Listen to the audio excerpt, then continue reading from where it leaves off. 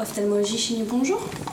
Au standard de Chaigneux Vision, près de 500 appels sont reçus ici chaque jour. Au vu de la demande, il est donc très compliqué de joindre ses secrétaires. Reste le site internet, seul moyen d'obtenir un rendez-vous de contrôle assez rapidement. J'ai pris rendez-vous sur internet, sur le site de Chaigneux, et on m'a donné un rendez-vous et j'ai eu le rendez-vous pour 3 mois après. 3 mois, un délai très court en Limousin, où la moyenne était de 6 mois en 2017. 17 ophtalmologues sont désormais installés à Chaigneux, un de plus chaque année. Tous les jours, l'un d'entre eux enchaîne les contrôles, mais difficile de faire face à toutes les demandes.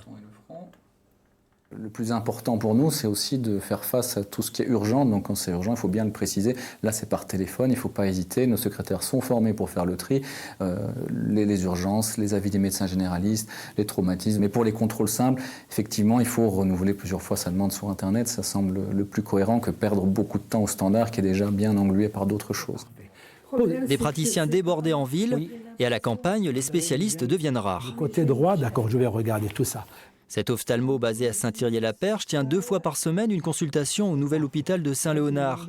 Et les patients se bousculent. Il vient de partout. Donc on a la plupart des patients qui viennent bien sûr de Saint-Léonard-de-Noblat et l'entourage.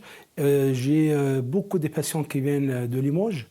Vraiment, on a des patients qui viennent de trop loin. Donc j'ai des patients qui viennent de 100, 200 km. Hormis Limoges, 9 hôpitaux proposent actuellement des consultations ophtalmo avec des délais d'attente variables. À Saint-Léonard, le planning est déjà complet cette année.